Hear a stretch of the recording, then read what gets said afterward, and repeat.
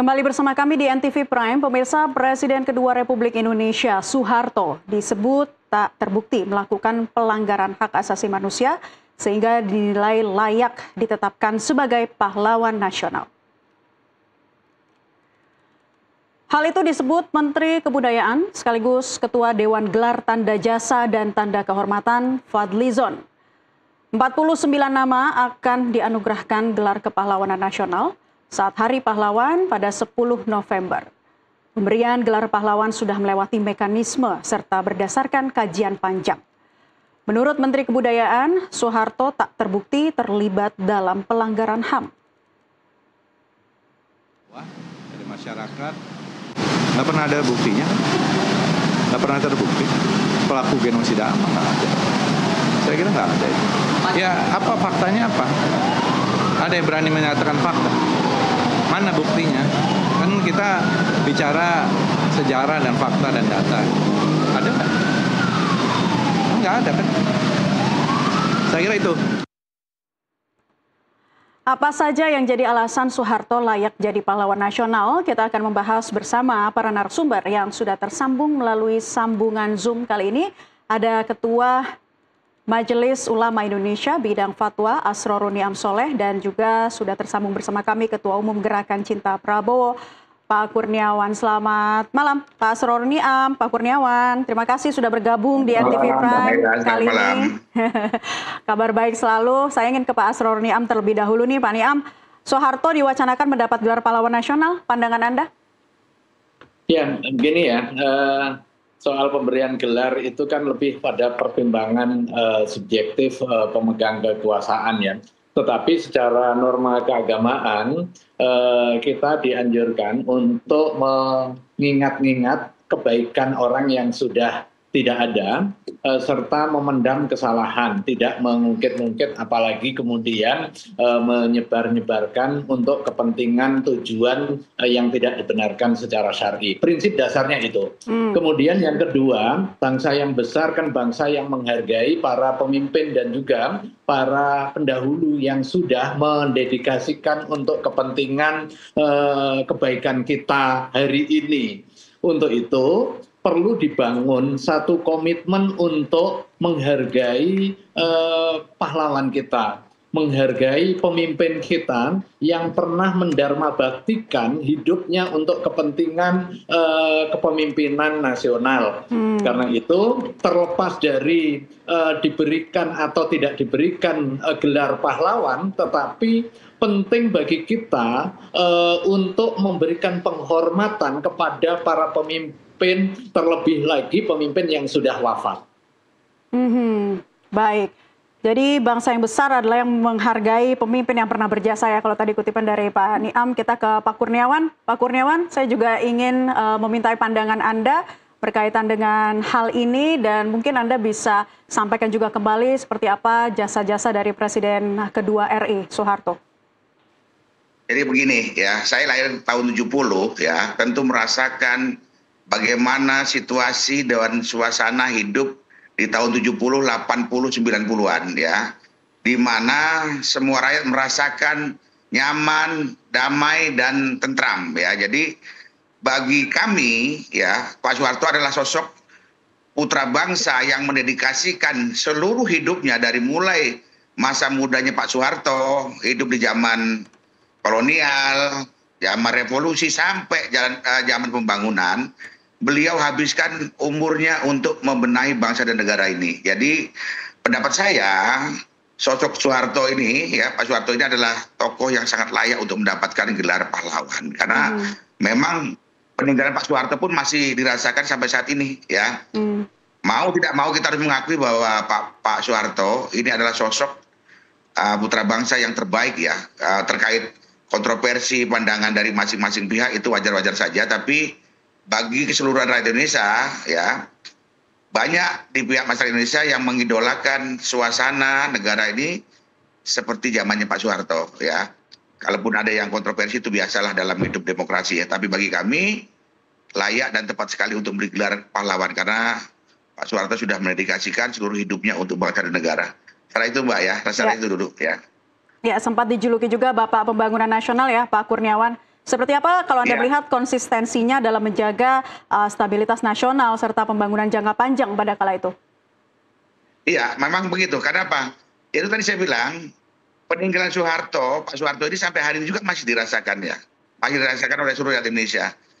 Banyak masyarakat yang tinggal di daerah transmigrasi yang sampai saat ini sangat mengidolakan Pak Soeharto ya. Jadi bagi sebagian masyarakat Indonesia, tokoh Soeharto, tokoh yang bernama Muhammad Soeharto ini memang tokoh yang sangat layak dan pantas sekali untuk diberikan gelar pahlawan ya.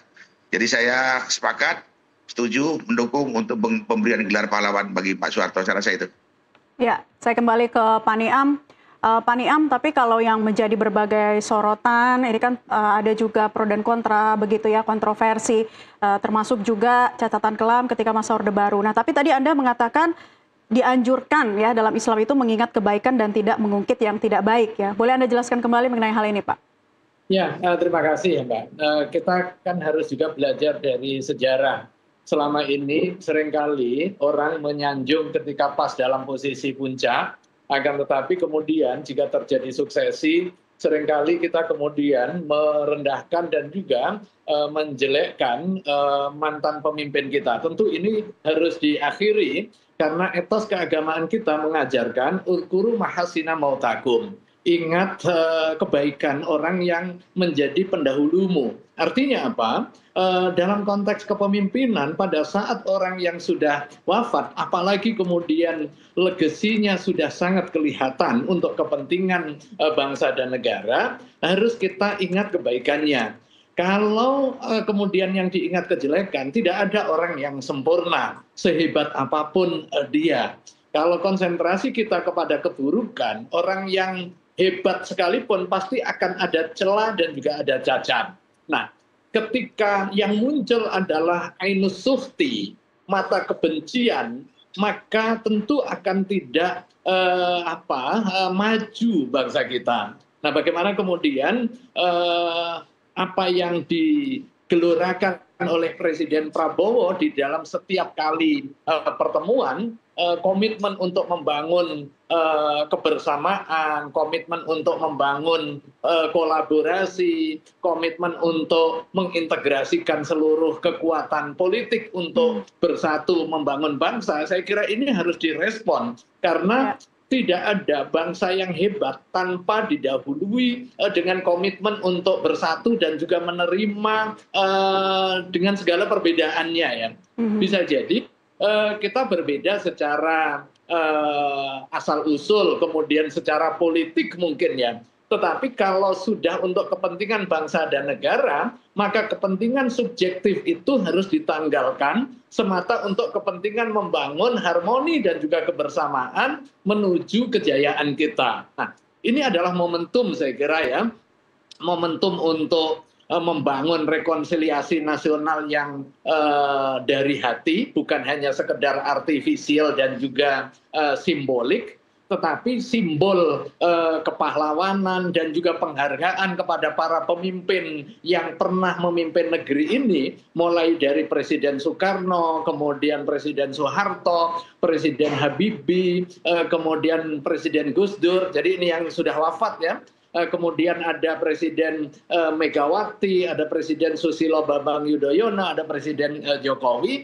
Ini bisa menjadi satu kesatuan yang menjadi mata rantai di dalam kejayaan bangsa. Masing-masing punya taste-nya ya di dalam kepemimpinan. Masing-masing punya cirinya. Masing-masing punya kelebihannya, tetapi itu harus dibangun di dalam satu mata rantai yang terkoneksi sebagai sebuah keberlanjutan kepemimpinan menuju tujuan besar yang dicita-citakan oleh founding fathers kita. Dan itu tidak mungkin terjadi jika setiap kali ganti kepemimpinan memulai dari awal kemudian menzerokan, menihilkan apa yang sudah ditanam oleh pemimpin sebelumnya. Ini adalah momentum dan simbolisasi itu melalui pemberian gelar pahlawan. Saya kira itu sebagai simbol ada hal yang bersifat jauh lebih substansial, yaitu adalah komitmen membangun kebersamaan dan komitmen menghargai jasa-jasa pendahulu kita. Ya. Kalau kata Pak Niam ini adalah momentum. Saya ingin tanya kembali ke Pak Kurniawan. Apakah memang ada kaitannya dengan pengajuan nama Presiden RI kedua Soeharto ini karena sudah 3 kali diajukan namanya. Dan ini merupakan proses yang cukup panjang ya. Saat ini sudah sampai dengan istana begitu diajukan oleh Kemensos dan sekarang kalau Anda melihat apakah memang benar ini momentum yang akhirnya bisa direalisasikan nanti pada tanggal 10 November? Mudah-mudahan Mbak ya, kami semua masyarakat Indonesia mengendaki pemberian gelar itu bisa secepatnya terjadi. Mudah-mudahan tanggal 10 Oktober nanti bertepatan dengan Hari Pahlawan, Pak Soeharto sudah dinobatkan sebagai bagian dari pahlawan nasional ya. Karena memang Pak Soeharto ini punya talenta tersendiri ya dalam memimpin bangsa dan negara, di mana waktu itu setelah Pak Soekarno situasi ekonomi tentunya dalam posisi yang sulit ya. Jadi Pak Soeharto benar-benar bekerja keras, membenahi, membangun ya di seluruh wilayah NKRI. Jadi saya rasa 2 kali kesempatan yang sudah terlewati ini mudah-mudahan di tahun 2025 ini harapan dari masyarakat Indonesia bisa benar-benar terwujud dan memiliki salah satu tokoh anak bangsa yang menjadi pahlawan nasional ya Pak Soeharto ini. Jadi kami semua berharap, apalagi saya di sini sebagai Ketua Umum Gerakan Cinta Prabowo, yang sampai saat ini merasa bangga karena telah memiliki salah satu tokoh bangsa, di mana dimulai dari Pak Soekarno, Pak Soeharto, sampai saat ini Pak Prabowo adalah putra-putra terbaik bangsa. Terkait adanya pandangan yang negatif tentang Pak Soeharto itu adalah biasa dalam kehidupan ini. Tapi bagi kami, Pak Soeharto memang tokoh yang harus diperjuangkan untuk bisa mendapatkan gelar pahlawan ya. Kita berharap Mbak, sama-sama berharap, berdoa mudah-mudahan tim bekerja ya tanggal 10 November nanti Pak Soeharto bisa jadi benar-benar menjadi pahlawan nasional Indonesia. Saya rasa itu Mbak ya. Ya, Pak Kurniawan, tapi kalau Anda melihat pandangan negatif gitu ya berkaitan dengan hal ini, catatan sejarah masa lalu, terutama yang menjadi sorotan publik ini, Pak Kurniawan, kasus pelanggaran HAM dan juga KKN ini tentunya tidak lepas dan sampai saat ini juga ada gerakan masyarakat sipil Adili Soeharto. Nah, kalau Anda menilainya seperti apa? Apakah nantinya tidak akan menjadikan kontroversi? Kontroversi itu biasa Mbak dalam kehidupan demokrasi ya. Kalau dikatakan pelanggar HAM berat maupun korupsi, buktinya sampai hari ini pun tidak bisa dibuktikan Mbak secara de jure ya. Pandangan negatif itu biasa, lumrah ya. Dalam kehidupan ini ada yang bertentangan, berlawan itu biasa ya. Karena waktu itu memang situasinya sangat sulit Mbak. Ketika tahun 65 itu sampai kita sendiri bingung untuk, saya walaupun belajar dari sejarah, tapi paling tidak kita bisa menyimpulkan sih siapa salah, siapa benar. Tapi biarkan itu bagian dari sejarah Indonesia yang tentunya kita tidak menginginkan untuk terulang lagi ke depan. Kalau kita terus menilai dari sisi negatifnya, sementara positifnya banyak, tentunya kita lebih mengedepankan kepentingan bangsa dan negara ya. Karena bangsa yang besar adalah bangsa yang menghargai para pahlawannya, para pendahulu-pendahulu kita yang sudah berjuang mengorbankan tenaga, pikiran, bahkan nyawanya untuk bisa benar-benar memperjuangkan bangsa Indonesia menjadi negara yang merdeka, adil dan makmur ya. Bahkan sekarang ini presiden yang berikutnya setelah Pak Soeharto ini kan tinggal melanjutkan program-program saja ya. Di mana dari kepemimpinan Pak Soeharto itu melaksanakan pembangunan besar dilanjutkan oleh Pak Habibie, Bu Megawati sampai Pak SBY, Pak Jokowi maupun Pak Prabowo itu adalah kelanjutan dari pemimpin bangsa dan negara ini. Jadi sekali lagi terkait kontroversi ada yang setuju ada tidak setuju itu biasa Pak. Tapi bagi sebagian rakyat Indonesia bahwa sosok Pak Soeharto ini adalah sosok yang tepat untuk bisa mendapatkan gelar pahlawan. Karena memang beliau sudah mendedikasikan seluruh hidupnya untuk kepentingan bangsa dan negara. Masalah ada pandangan negatif itu lumrah dalam sebuah negara demokrasi. Saya rasa itu Mbak. Ya. Baik, Pak Niam, sebagai bangsa yang besar kita harus bisa menghargai jasa-jasa para pahlawan ya, terlepas dari kontroversi yang mungkin nanti akan terjadi. Bagaimana Anda menjelaskan apa yang seharusnya sikap ya yang dimiliki oleh bangsa ini begitu untuk bisa menghargai jasa-jasa para pahlawan kita. Sebagai bangsa yang besar kita juga harus memiliki jiwa yang besar. Ya, terima kasih ya. Saya kira kunci dari kontroversi ini adalah soal keadaban publik kita ya. bagaimana memperlakukan orang yang sudah berjasa bagi bangsa dan negara, terlepas dari kekurangan-kekurangannya. Pada saat sedang memimpin, kekurangan itu dikoreksi, ya. Tetapi pada saat usai purna kepemimpinan, maka konsentrasi kita adalah yang pertama untuk memperbaiki apa yang kurang, kemudian melanjutkan apa yang baik, dan mengenang kebaikan-kebaikan itu. Nah, disinilah kedewasaan kita diuji, ya, agar kita bisa bergerak kepada kondisi yang yang terus menuju lebih baik, ya, tidak terulang sejarah kelam selalu menjatuhkan persepsi buruk kepada pemimpin yang pernah memimpin dan kemudian tidak lagi memimpin. Ini saya kira bagian dari keadaban publik kita yang terus harus ditumbuhkan. Terminologi uzkuru mahasina mautakum, ingat kebaikan orang yang telah mati, itu bisa diterjemahkan di dalam konteks masalah sosial politik ini dengan menghargai orang yang sudah pernah berjasa bagi proses kehidupan sosial politik kita. Pada saat terpilih sebagai pemimpin, dia secara de facto dan juga de jure diakui di dalam kontrak politik melalui mekanisme demokrasi untuk memimpin. Nah, jangan sampai kemudian setelah tidak memimpin, kemudian kita campakkan begitu saja. Berarti kita mengingkari komitmen dan juga konsensus pada saat kita menetapkan pilihan. Kan semua presiden itu prosesnya adalah diberikan amanah oleh rakyat. Jadi di dalam konteks fikih politik Islam, keberadaan negara ini bagian dari manifestasi kontrak sosial antara rakyat dan ra'inya. Ma baina ra'i wa ra'iyah. Nah, rakyat punya kuasa, kemudian mendelegasikan kekuasaannya kepada pemimpin agar ngurusin urusan rakyatnya. Nah, ketika kontrak sosial itu dibangun, di dalam prosesnya pasti ada plus minusnya. Nah, yang plus didukung, yang minus dikoreksi. Pada saat masih memungkinkan mekanisme koreksi, dilakukan koreksi.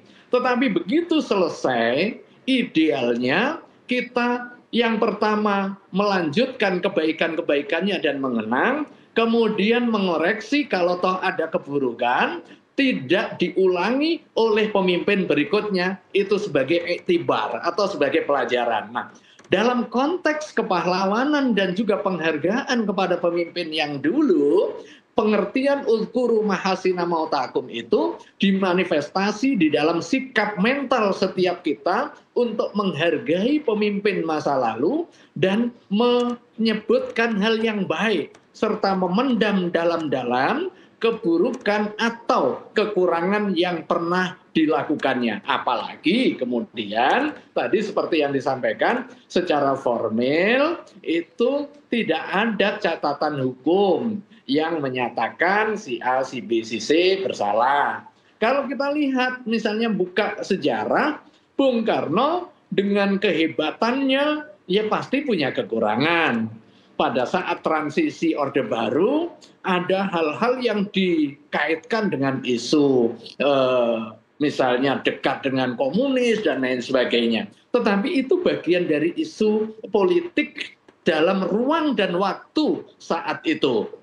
Belakangan kemudian kita memiliki konsensus bahwa terlepas dari kontroversinya, terlepas dari kekurangan-kekurangannya, kita memiliki konsensus bahwa Bung Karno adalah tokoh proklamator yang memimpin bangsa Indonesia dari zaman perjuangan hingga zaman kemerdekaan, hingga mengantarkan sampai tahun 67 ya secara formalnya. Kemudian digantikan kepemimpinannya dengan Presiden Soeharto, dengan segala dinamikanya, kita baca sejarah bagaimana stabilitas ekonomi, terlepas dari kontroversi. Nah, baru kemudian masuk kepada Pak Habibie dalam waktu singkat, lagi-lagi terlepas dari kontroversi. Pak Habibie berjasa di dalam membangun proses demokratisasi, kemudian dengan kemampuannya yang bersifat saintifik, menyebabkan kehormatan bangsa dengan teknologi dirgantaranya, kemudian ke Gus Dur dengan dikenal sebagai bapak demokrasinya, kenegarawanannya, kesederhanaannya, dedikasinya di dalam memberikan pelayanan kepada masyarakat tak kenal waktu dan lain sebagainya di tengah keterbatasan-keterbatasannya. Ya. Jika kita konsentrasi kepada keterbatasan, kelemahan, kemudian caci maki, nggak akan ada orang yang sempurna. Tetapi kita akan setback ke belakang. Bangsa yang besar adalah bangsa yang menghargai jasa dan kemudian kita belajar menorehkan catatan kebaikan itu untuk kita lanjutkan. Sementara yang kurang baik kita sempurnakan untuk kepentingan kebaikan negeri ini. Baik, Pak Niam dan juga Pak Kurniawan serta pemirsa, kami masih akan kembali melanjutkan perbincangan menyoal gelar pahlawan Presiden kedua RI Soeharto usai jeda pariwara berikut ini. Tetaplah bersama kami di NTV Prime, kami akan segera kembali.